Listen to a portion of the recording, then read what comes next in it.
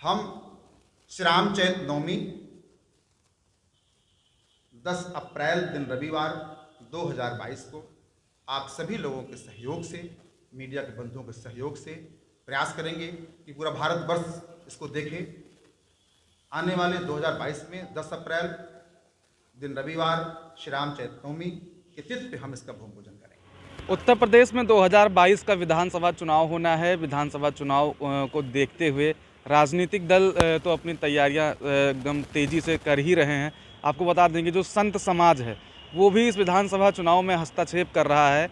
आज धीरेन्द्र वशिष्ठ ने बताया कि जो लखनऊ है, लखनऊ को लखनपुरी के नाम से जाना जाता था और जिस तरीके से उत्तर प्रदेश की योगी सरकार ने प्रयागराज का नाम बदला, फैज़ाबाद का नाम बदला और जिस तरीके फैज़ाबाद का नाम बदल के अयोध्या रखा गया, इलाहाबाद का नाम बदल के प्रयागराज रखा गया है, तो उसी क्रम में जो लखनऊ है, लखनऊ का नाम बदल के लखनपुरी किया जाए। उन्होंने ये भी कहा कि जो है गोमती नदी के तट पे उत्तर प्रदेश की सरकार मेरा सहयोग करे। हम गोमती नदी के तट पे एक लक्ष्मण भगवान की जो है एक मंदिर बनवाना चाहते हैं, एक उनकी मूर्ति स्थापित करना चाहते हैं, क्योंकि पूरे भारत में गिनती की शायद एक आध दो मंदिर हों लक्ष्मण भगवान की, जहाँ पे लक्ष्मण भगवान की प्रतिमा लगी हो। अन्यथा पूरे भारत देश में कहीं पर भी लक्ष्मण भगवान की मूर्ति और उनकी जो है मंदिर की स्थापना नहीं की गई है। तो उन्होंने संकल्प लिया है कि जो है हम लखनऊ में गोमती नदी के तट पे भगवान लक्ष्मण की जो है मूर्ति लगाकर उनकी मंदिर बनवाने का काम करेगी। ये लक्ष्मण पीठ सेवा संस्थान के जो है संस्थापक हैं गुरु धीरेन्द्र वशिष्ठ, जिन्होंने साफ किया है कि लखनऊ में भी भगवान लक्ष्मण का एक भव्य मंदिर बने, उनकी एक भव्य प्रतिमा लगे। और उसमें उन्होंने जो राजनीतिक दल हैं उससे उन्होंने मांग भी की है कि उनकी जो है उनकी मांग पूरी की जाए और मंदिर बनवाने में, भगवान लक्ष्मण की प्रतिमा लगवाने में उनकी सरकार मदद करे। आइए आपको सुनवाते हैं कि क्या कुछ कहा है गुरु धीरेन्द्र वशिष्ठ ने। लखनऊ में भगवान श्री लक्ष्मण जी के मंदिर निर्माण के लिए श्री लक्ष्मण पीठ सेवा न्यास का गठन हुआ है। लखनऊ की पुरानी आध्यात्मिक पहचान वापस दिलाने के लिए और लखनऊ का नाम लखनपुरी, लक्ष्मणपुरी हो, इस हेतु भगवान श्री लक्ष्मण जी के भव्य, दिव्य, नव्य, प्राण प्रतिष्ठित अंतर्राष्ट्रीय स्तर का मंदिर निर्माण के लिए आज ये प्रथम प्रेस कॉन्फ्रेंस न्यास द्वारा किया जा रहा है। मंदिर कहाँ प्रस्तावित है सर? ये लखनऊ में ही जानकीपुरम के पास कुर्सी रोड पे बनेगा। क्या क्षेत्रफल सरकार के द्वारा इसके लिए कुछ बातचीत हुई ताकि लक्ष्मण? नहीं, सरकार तो मंदिर कहाँ बनवाती है? सरकार संवैधानिक नियम कहता है कि सरकार मंदिर नहीं बनवाएगी, और मंदिर निर्माण सरकार तो मूर्ति लगवाएगी और उस मूर्ति पे एक वर्ष बाद या वर्ष में एक बार पूजा होगा और 364 दिन कौवा पोटी करेगा, है ना। ये नेता लोग करते हैं। संतों का कार्य है कि प्राण प्रतिष्ठित भगवान विराजमान हो, ताकि लखनऊ के आध्यात्मिक पहचान अर्थात लखनपुरी की आध्यात्मिक पहचान पुनः प्राप्त हो। संत की बात की तो उत्तर प्रदेश के मुख्यमंत्री संत ही हैं। हाँ, संत हैं, परंतु वो मुख्यमंत्री भी हैं और संत परंपरा में हैं। मैं उनको प्रणाम भी करता हूँ, हमसे श्रेष्ठ हैं वो, परंतु क्यों नहीं हुआ फिर? महाराज जी कितना भव्य मंदिर बनाएंगे? क्या क्षेत्रफल रहेगा? कुछ आपने? वर्तमान में भी हम लोगों ने 1 एकड़ भूमि चिन्हित करके उसका 20% भूमि रजिस्ट्री करा लिया है और ये इतना भव्य होगा कि आप देख करके आपको बहुत अच्छा लगेगा। कारण क्या है इसमें?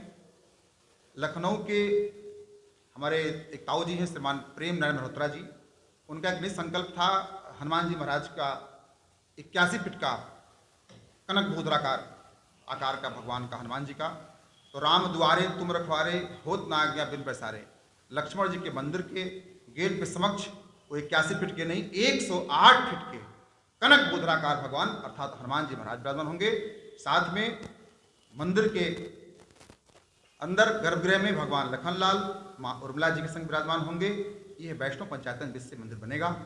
आपके व्याख्यान के दौरान ये सुना गया कि यमुना के किनारे अगर श्री राम, तो यमुना नहीं, सरयू के किनारे अगर श्री राम, तो गोमती के किनारे लक्ष्मण जी की मूर्ति। हम श्री राम चैत नवमी 10 अप्रैल दिन रविवार 2022 को आप सभी लोगों के सहयोग से, मीडिया के बंधुओं के सहयोग से प्रयास करेंगे कि पूरा भारतवर्ष इसको देखे। आने वाले 2022 में 10 अप्रैल दिन रविवार श्री राम चैतनवमी के तिथि पे हम इसका भूमि पूजन करेंगे। कारण क्या है बताऊं आपको? इसी दिन ही भगवान राम जी, भगवान भरत जी, भगवान लखन जी और भगवान शत्रुघ्न जी अवतरित हुए थे। से लक्ष्मण जी का भावनात्मक संबंध इसलिए है, आप लोगों ने पढ़ा होगा, सुशील मनोज जी ने उपन्यास भी लिखा है, लक्ष्मण महाकाव्य भी लिखा है, और उसमें ये बताया गया है कि जब सीता के दूसरे वनवास के लिए लक्ष्मण जी उन्हें छोड़ के लौट रहे थे तो उनका मन इतना व्यथित हुआ कि अयोध्या जाने का मन नहीं हुआ उनका, और गोमती के तट पर यहाँ रुके और बहुत ही खिन्न मन से वैराग्य उनके मन में उत्पन्न हुआ। तब उन्होंने लखनऊ नगर बसाया, लखनऊ में ही मुझे रहना है। बहुत लोगों ने समझाया कि अयोध्या वापस आइए, लेकिन उनका मन नहीं हुआ। तो ये भावनात्मक संबंध जो है, और बहुत सारे मंदिर हैं, लक्ष्मण जी को राम से अलग तो कोई कर ही नहीं सकता। दक्षिणे लक्ष्मणो जस्य वामे च जनकात्मजा पुरतो मारुतिर्जस्य वंदे तम रघुनंदनम। राम को बिना लक्ष्मण के और सीता के जहाँ भी देखिए और कोई नहीं है, सीता और लक्ष्मण ही राम के साथ है। इसका कारण क्या है? लखनऊ एक तो राजधानी उत्तर प्रदेश की, इसलिए भी इसका महत्व है कि यहाँ ओज और तेज की जरूरत है। आज वो ओज जो समुद्र के न मानने पर, वो कहते हैं बिना न मानो जलद जड़ गए तीन बीत, बोले राम सकोगे तब है बिनु होय न प्रीत। आज हमारे योगी जी, हमारे संत हैं, वो उन्होंने भी ये सिद्ध किया, लक्ष्मण के उस ओज को उन्होंने स्वीकार किया, और आज अपराधियों के प्रति या जो विनय नहीं मान रहे हैं उनके प्रति जो उनका रुख है, लक्ष्मण का रुख है। तो इसलिए भी लक्ष्मण की जरूरत है। ये राजधानी है उत्तर प्रदेश की, यहाँ के मुखिया इसीलिए यहाँ कोशिश कर रहे हैं कि यहाँ राम राज्य स्थापित हो। अयोध्या में राम मंदिर बन रहा है, इनके ऊपर जितने साहित्य लिखे गए हैं लक्ष्मण जी पर, उसमें उनका ओज रूप ही अधिक उभर के आया है। मैं लोक साहित्य की विद्यार्थी हूँ, तो उसमें भी जहाँ भी लक्ष्मण का वर्णन आता है, वो सीता के देवर के रूप में अधिक आए हैं। अरे अरे लक्ष्मण भैया विपतिया के नायक, विपत्ति के नायक है वो स्त्री के। जब जब सीता को कष्ट हुआ है, लक्ष्मण ने साथ दिया है। भाभी को माँ मानते रहे। आज के युवकों को इसकी ज़रूरत है, इसलिए लक्ष्मण का चरित्र आज प्रासंगिक है। इसलिए लक्ष्मण का चरित्र आज प्रासंगिक है कि जो भी अन्याय हो रहा है, लक्ष्मण जी बहुत आक्रोश में आ जाते हैं बार बार। जब भरत जी आए हैं तो उनकी फौज देख के, उनके साथ जो आ रहे हैं भक्त, उनको देख के कहते हैं कि आके कोई कहता है फौज लेके आ रहे हैं। लक्ष्मण मंदिर की मांग जो या बना